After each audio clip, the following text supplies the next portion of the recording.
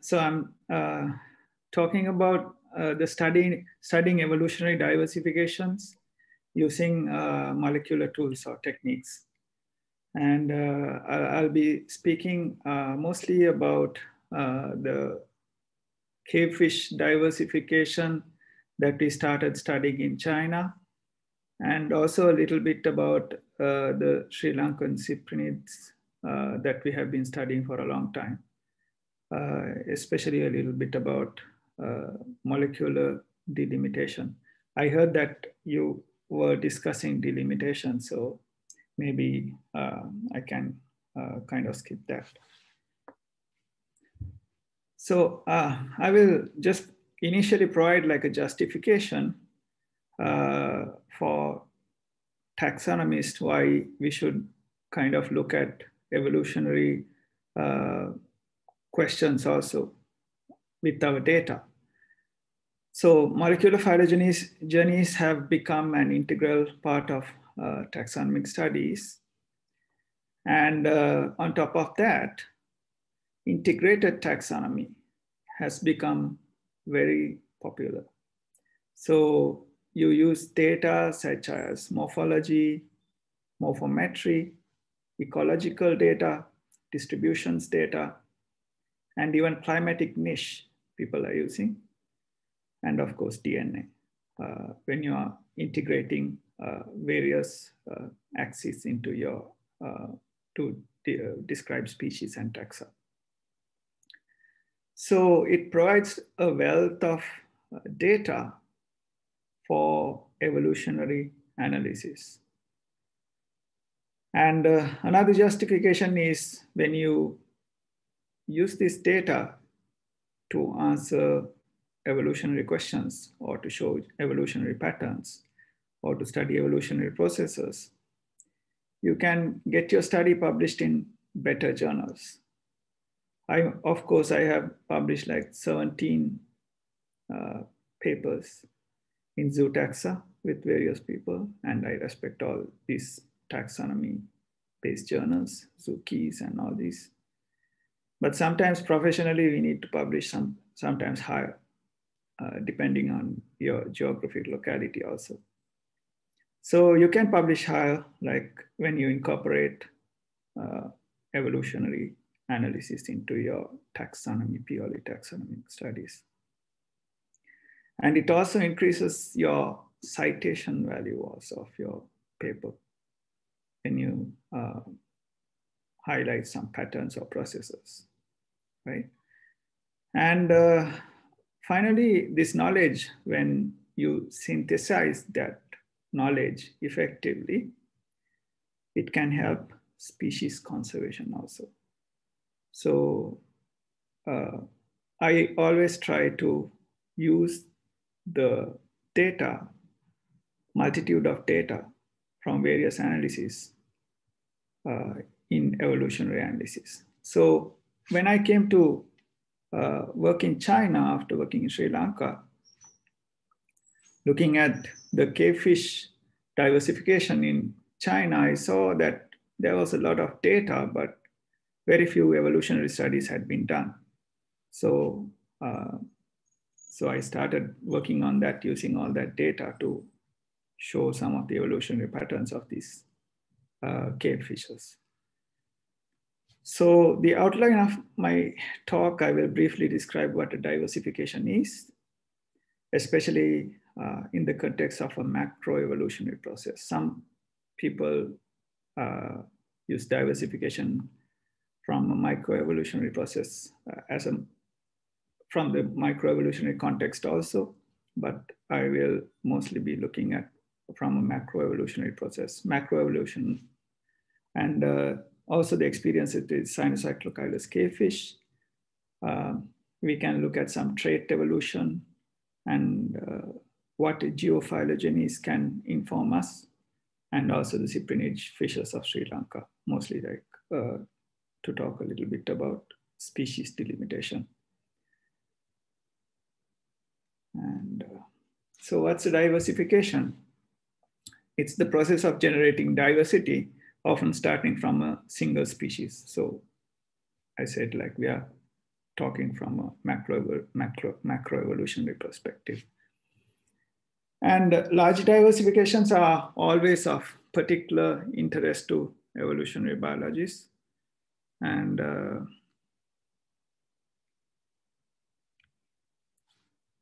so this is our recent paper that we published on Cynocyclochilus in BMC Ecology and Evolution. Let me introduce the system because I'll be talking about their habitats and where they live to incorporate all this information into the story I'm going to present.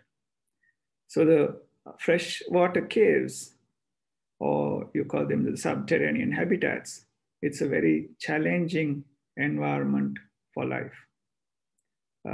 It's very dark, and often these caves are very cold, and sometimes these caves are very deep, and the fish have to endure high pressures. Okay, and some of these caves are not really open to outside water. So they have been living, some of these fish have been living underground for long periods of times, hundreds and thousands of millions of years.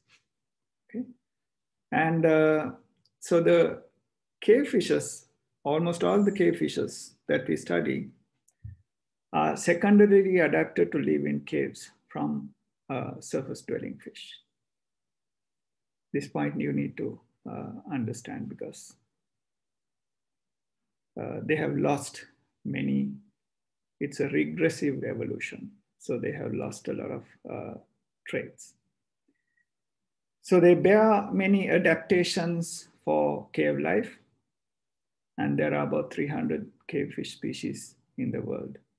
And Rajiv and his team has been finding like a lot of cave fishes also from India. So some of what I'm talking about might help you to do comparative studies between this region and that. That would be really something really useful to do. So in cavefish biology, they distinguish two major forms of cavefish. The troglobitic cavefish, these are the obligate cave dwellers. They always need a cave to live, and they show many adaptations to cave life. And the other form is troglophilic. These are the cave associates. They have fewer adaptations, and sometimes they come out of the caves, and often at night to feed outside, and they go into the cave as a refuge, as a daytime refuge. Okay, so they have few adaptations. And when you look at the most well-studied cavefish, it's Astyanax americanus, Astyanax mexicanus, the Mexican blind tetra. And they have specialized traits are important with respect to adaptations to novel environments and evolutionary convergence. Okay, so much of the knowledge is based on Astyanax. So Cynocyclochilus has not been studied as much as this. And I'm sure like Indian species also have not been studied from a developmental evo-devo kind of context as yet. So it's all the more reason that you need to initially show the major patterns of evolutionary diversification in these fish so that you can go deeper into the evo-devo and the eco-devo aspects of these cave fish in our regions, in China and India also. So far, I said there are about 300 cave fishes in the world now. It might have gone up by a little bit now. So Cynocyclochilus is the largest cave fish diversification in the world. So far, there are about 75 species known. And they are endemic to a large karstic region in South China. It's made up of about 620,000 square kilometers, really huge area. And it intersects 3 provinces, Guizhou, Guangxi, and Yunnan. These are really large provinces also. And dating studies have been done, and they say like the earliest ancestors were about 14 million years ago. Okay, and so this is one of the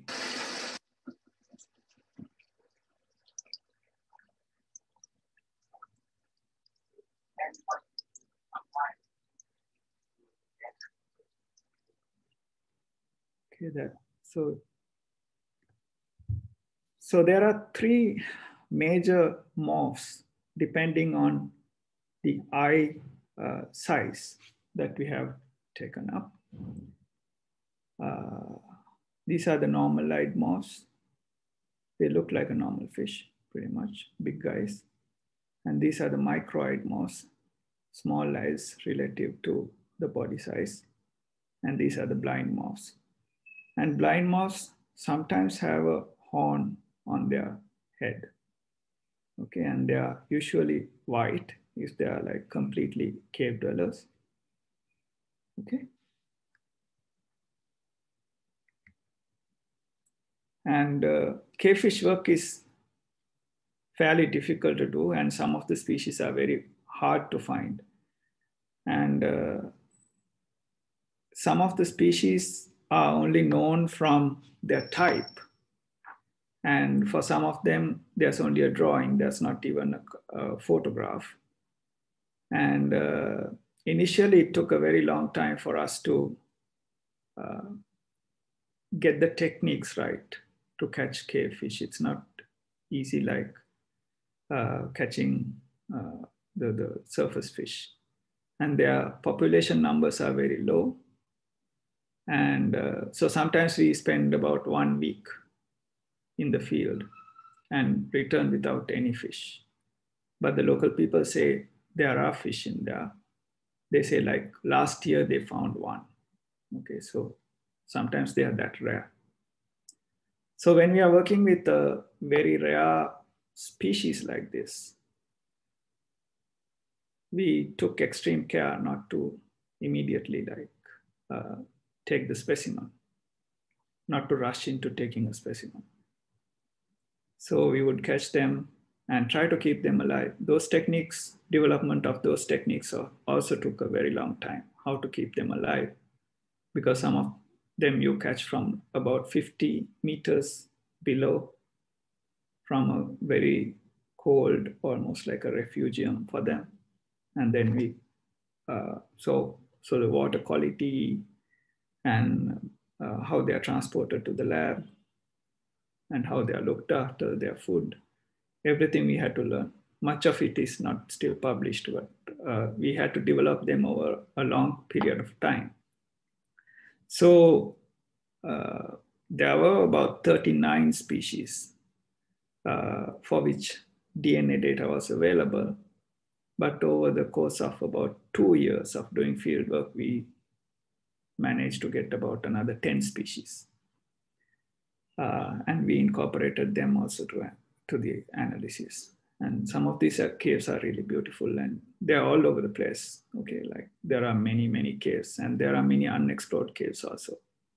So every year, there are about 2 or 3 species of cavefish described from this region. So the diversity might even go beyond 100. We ourselves have about 5 species that needs to be described soon. Okay, we are working on that. So from the pictures and the video that I showed you, you might have realized that the most striking adaptation of these cavefish is the eye morphology, ranging from normal-eyed to blind. So it's a monophyletic diversification, and in this diversification, you find everything that, all the diversity that you can expect to see, various different eye sizes, various different body sizes, various different habitat types that they live in. So the full continuum is there. It's an amazing diversification. And some of them have a dorsal horn. The species that I showed you the video of, it had a horn on its head, right? And as you saw, some of them have lost pigmentation, some of them have retained pigmentation. Some species can regain pigmentation when you raise them in normal light. Okay, when you catch them, they are white, but after some time they become dark. Okay, so the full breadth of variation is there for almost everything that we talked about. So all these are dramatic adaptations in response to cave dwelling. And so precise function of some of these morphologies are unknown. For example, the horn, the function of the horn is unknown. And there are several theories. Some say it has a sexual selection function, which I don't buy because they don't have eyes, right? Some of them have micro eyes, but there are species which have really well-developed horns which don't have eyes. So it's difficult to believe that. Some say that they are used to anchor themselves onto fast-moving inside caves, like the fast-moving water currents. And all the blind species are obligate cave dwellers. However, some normalized species are cave dwellers and some are surface stream species. Okay, so this point you have to remember. So some of the normalized species, some of them are cave dwellers, some of them are surface dwellers. So not all normalized species are surface species. Okay. And their swimming patterns are also different. Some of them swim as normal fish, but others have different swimming patterns. Some of them can swim upside down, and some of them can swim backward also. So these might be adaptations to navigate in like really narrow passages inside caves. So the variation in morphology and habitat utilization seems to have also a geographic context. So from region to region, you kind of see a different morphology. So this is kind of the background that I saw when I came here. And working with the students, we said, yeah, this is all this abundance of data that the hardworking Chinese scientists have generated over many years, okay, or almost over 20 years. But the evolutionary patterns are not very well understood. So let's do a paper on that. Okay. So, yeah. So for many of the species, there were photographs. These photographs were the source that we used for shape analysis that I'm going to show now. Okay, we didn't go and find we didn't always go and find the type specimen, photograph it and do it that way. We depended on some of the photographs taken by published photographs, scaled photographs to do our analysis. So this is why I say there is an abundance of data out there that can be used to talk about evolutionary patterns and processes, evolutionary stories. Okay. So these are the questions that we asked. What are the patterns of evolution of morphological diversity and habitat utilization? What is the geographic distribution and chronology of this diversification? Okay. So an analysis to explore the key patterns of morphological evolution, habitat utilization, and to determine how these patterns are dispersed across the landscape in cyclus cave fish. We first inferred a phylogeny based on mitochondrial DNA. Why mitochondrial DNA only? That's what was used by the previous workers. So there was, if we actually generated nuclear DNA data also for the 9 species that we found, but it wasn't enough. There was no way that we were going to collect all the 39 species and generate like all the data for them. Okay, it would have taken too much time. Some of these species have been collected for over like 20 years. And we use the phylogeny to determine patterns of evolution, of course, and we determine the shape associations of these species in terms of their eye morphology, habitat, and horn existence using landmark-based analysis. In our region, we fish taxonomies that don't use landmarks that much, but for this, we learned the landmark analysis and did it, and I'll show you the results are very fascinating. We calculate rates of evolution of body size in relation to eye size evolution, habitat utilization, and horn evolution. And we did a lot of ancestral state reconstructions on a timing tree to determine the evolutionary patterns of eye regression, habitat occupation, and horn evolution. And then we trace how these patterns are dispersed across the landscape using a geophylogeny. Okay, this is like an example of the landmarks and the semi-landmarks that we used for the analysis.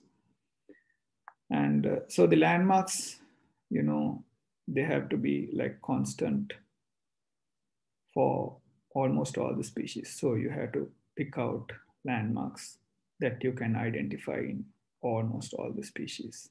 Okay, that otherwise it won't work.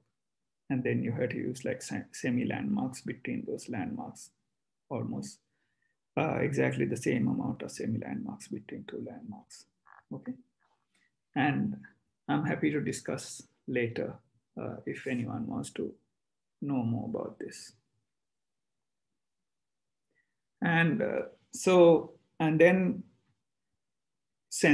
we determine the shape of the species and did a PCA on the shape.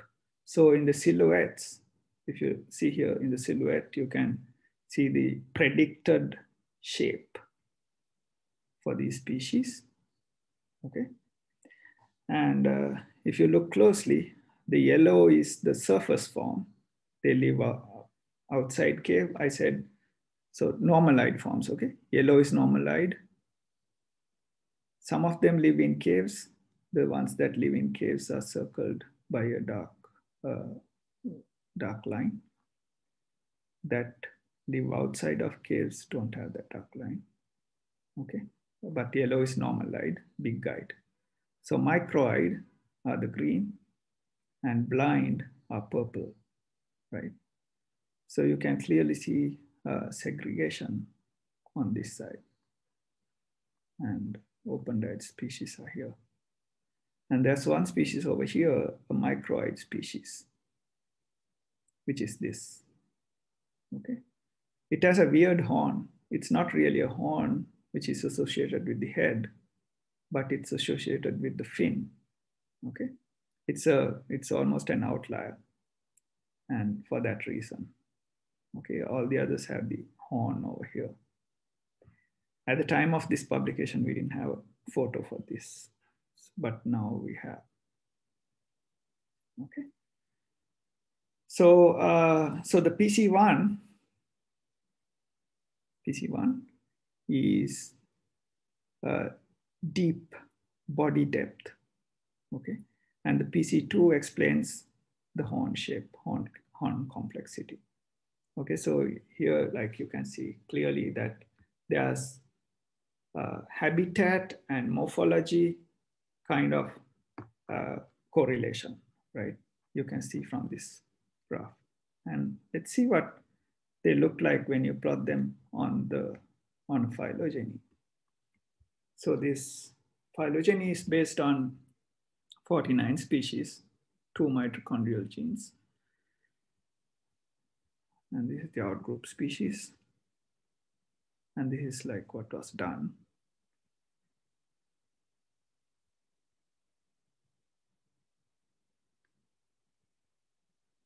And this is like a dated phylogeny. We looked at dating in 2 different ways. We used like 2 calibration points and fossil calibration points and dated, and also used the rates, okay?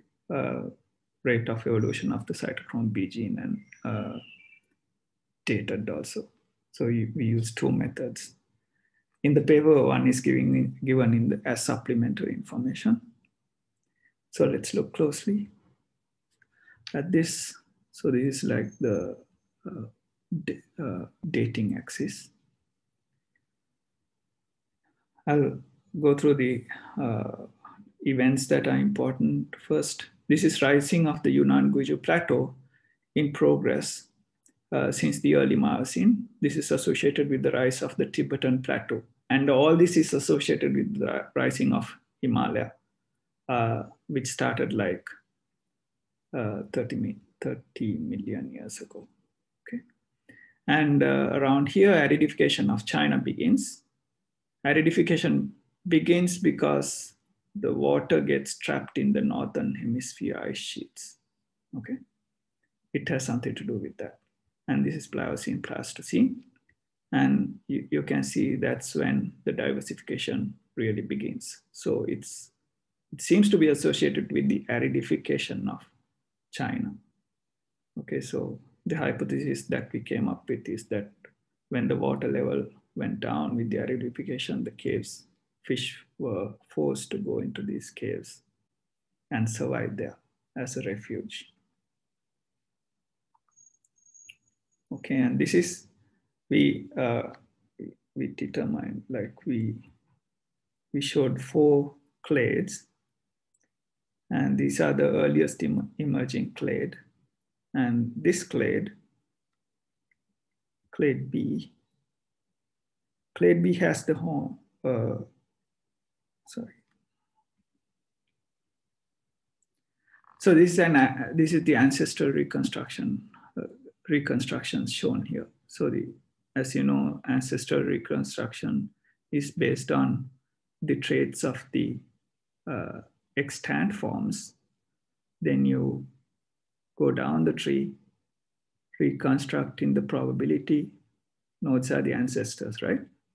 So you reconstruct the probability of this ancestor having one of these traits based on the extant forms. So you go down the tree, constructing the ancestor probability, what it looked like. So the earliest ancestors, the reconstruction shows it was an eyed form, probably a normal light form. Okay, the probability of it being a cave form is low because this one, the outgroup species is obviously a normal light form, right? And you can see in clade B, there's a lot of microid forms and the blind forms. Okay, and when you come to clade C, there are a few blind forms and a few microid forms, and clade D have 1 or 2. So you can see independent evolution of blindness, okay, in these 3 clades. At least 3 times it has happened.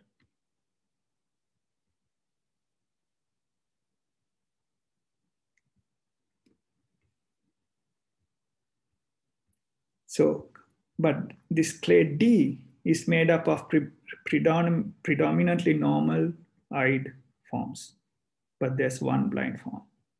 Okay. So these are the ancestral states.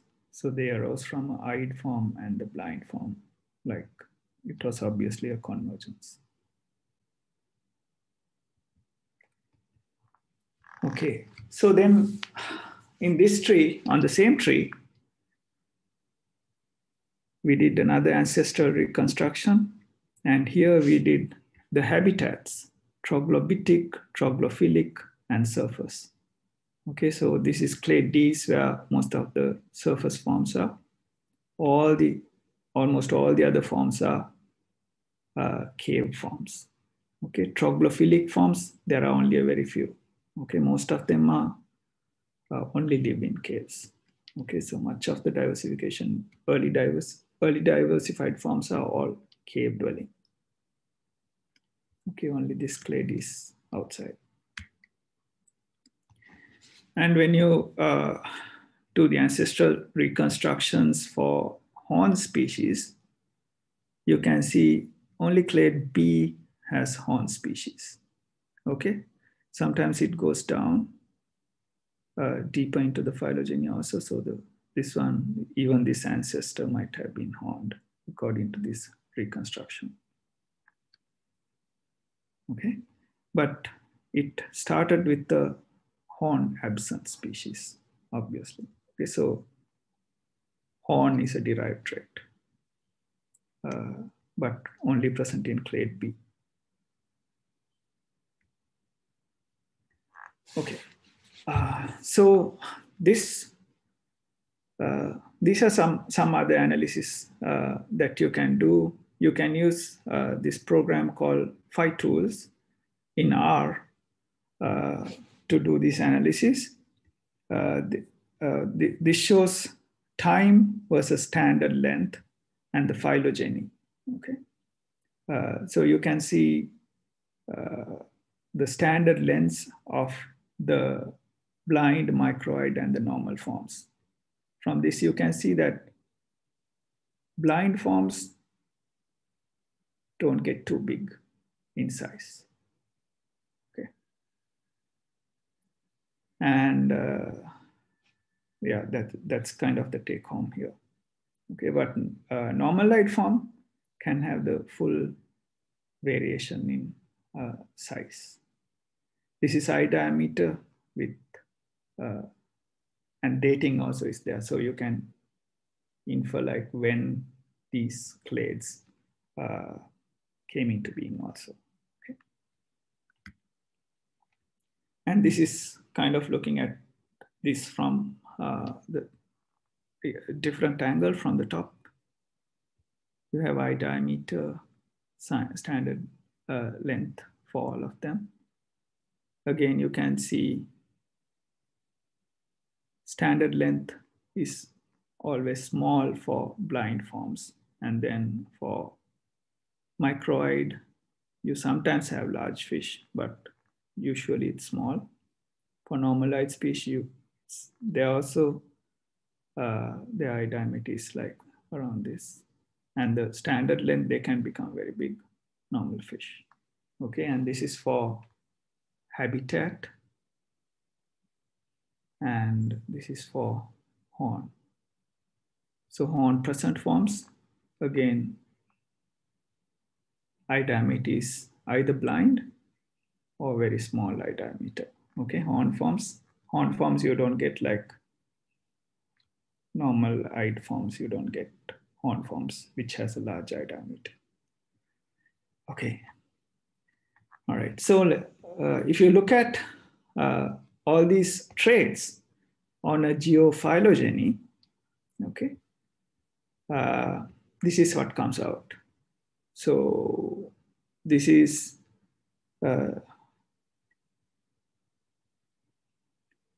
these are the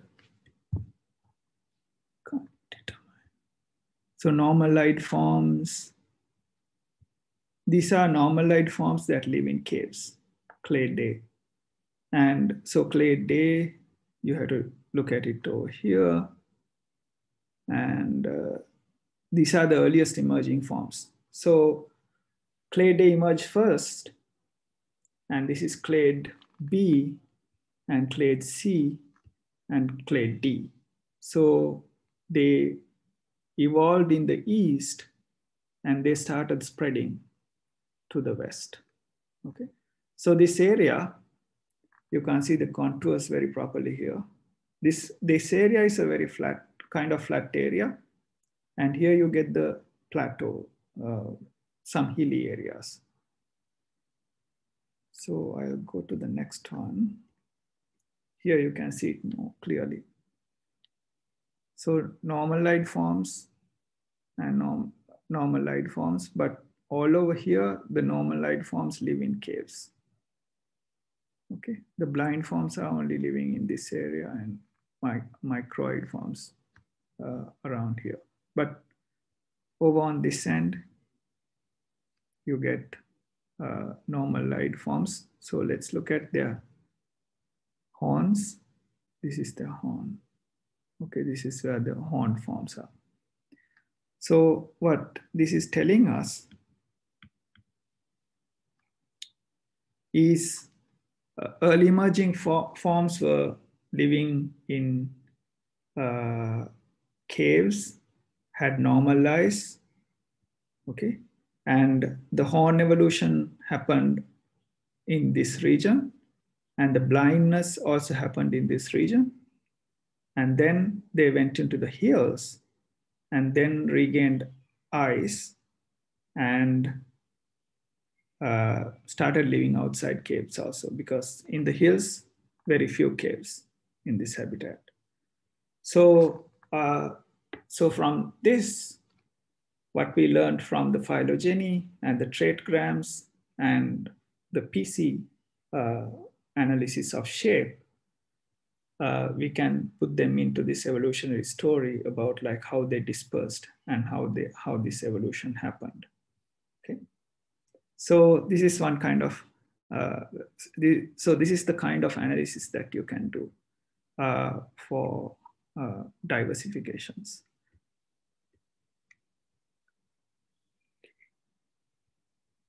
All right. So I'll go. So cynocyclochilus occupied cave habitats in response to drying associated with the aridification of China during the late Miocene and the Pliocene. The prominent cave adaptations, eye regression and horn evolution, occurs in clades associated with the extensive subterranean cave system in Guangxi and Guizhou provinces. Those are the provinces to the east. And integration of morphology, phylogeny, rate analysis, molecular dating and distribution show not only several remarkable patterns of evolution, but also interesting exceptions to these patterns, signifying the diversification of cynocyclochilus as an invaluable model system to explore evolutionary novelty. As I said, there are a lot of exceptions also to the patterns that I mentioned. There are several exceptions which I highlighted in the paper, which I don't have time here to go through it. So for experience with the Sri Lankan Indian cyprinids, I took up this paper by my graduate student, Hiranya Sudhasingha. I don't know if he's watching or not. He joined when I was teaching in Peradeniya. He joined as a master's student. And I think he wrote about 15 papers so far from the master's project. It could be like 3 PhDs. So this is one of his papers with Dawsar Rahan. So in the recent work studying Sri Lankan cyprinids, we used multiple criteria to describe new taxa. Okay, but we also used species delimitation methods, which came to popular use recently. And of course, we did like biogeographical analysis and population network analysis and all that. Okay, for population level, you need like more individuals from a species. And so species delimitation, molecular species delimitation analysis are increasingly used to inform taxonomic judgment. And some of the journal editors even ask you to do like a delimitation analysis if you haven't done one, which always doesn't make sense. I don't think it's a good idea to impose that, but some of them are already asking. So this method aimed to build a taxonomic scheme for a set of reliably identified samples and infer a de novo delimitation of operational taxonomic units in the context of the phylogenetic species concept.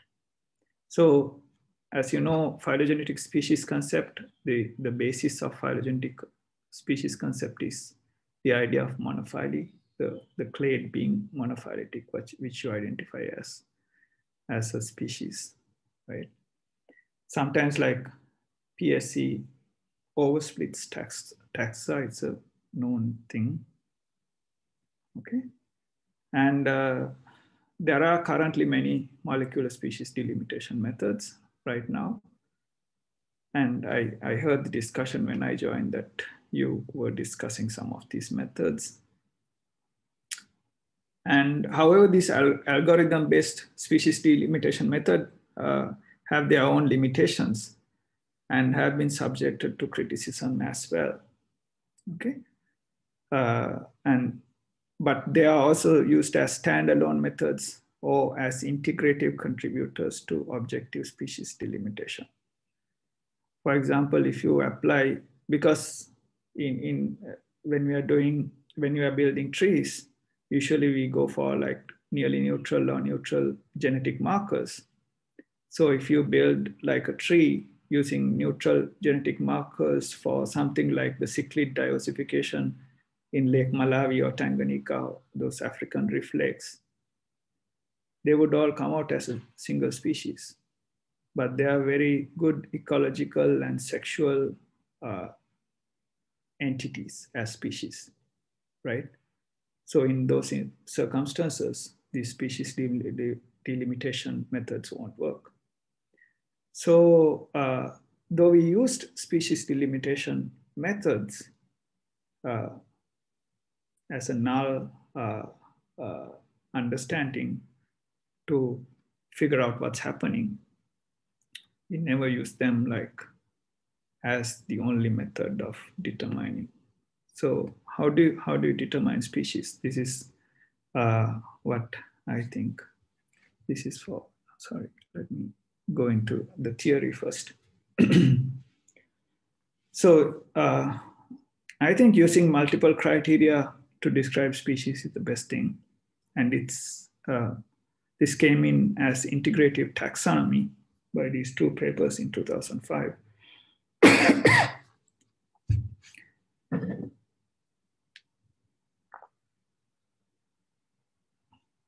But this is not a species concept, right? This is not a species concept. It's a practical way of doing this. It's a practice. So where's the species concept behind this? This is the species concept behind integrative taxonomy.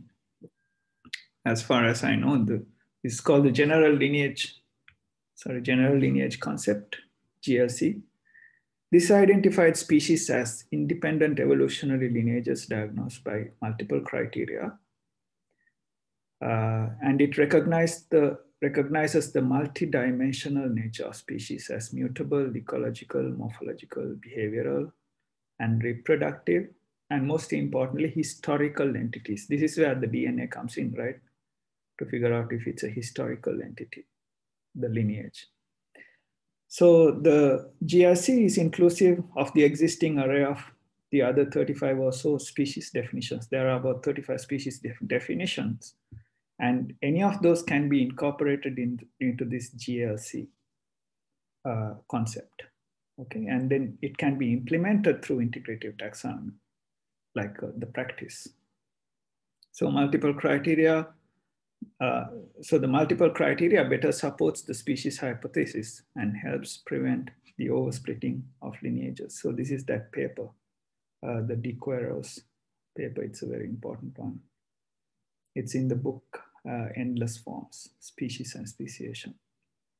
I think all taxonomy should read that. And we use this GLC practically for the first time in describing 8 species of Sri Lankan Pseudophyllautus in 2004, 2005, some 15 years ago. And some of it we have been using again for fishes also. Okay.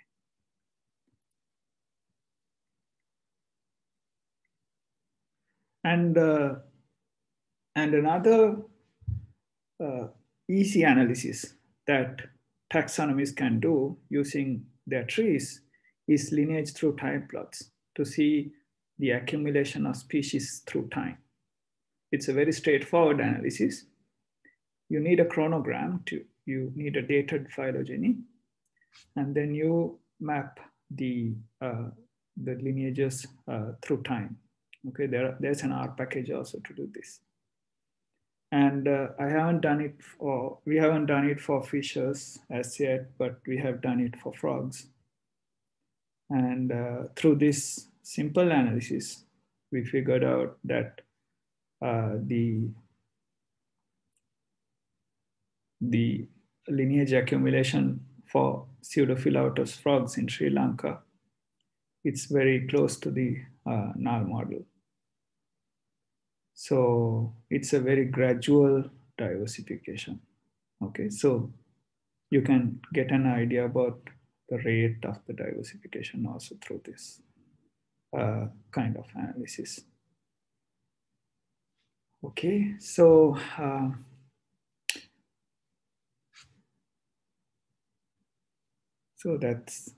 that's mostly what I wanted to talk about today. Oh, I can show you the results of like Devario for Sri Lanka. This is the phylogeny based on nuclear DNA and mitochondrial DNA. Hiranya sampled 27 populations from almost all over Sri Lanka. And there were, when we started the study, there were like 6 species. And after the study, we have 5 species because we had to sync 2 species because they were not morphological or DNA molecular entities. And but we described a new species in this analysis. But we retained Deniopathirana as a species, though the molecular delimitation analysis does not recognize it as a distinct form. Okay, we retained it because of its very reliable and strong morphology. Okay, so you don't really need to follow what the phylogenetic species concept-based delimitation analysis suggests. You have to make like an informed decision on that. Okay, thank you very much. That's mostly what I wanted to talk about. We can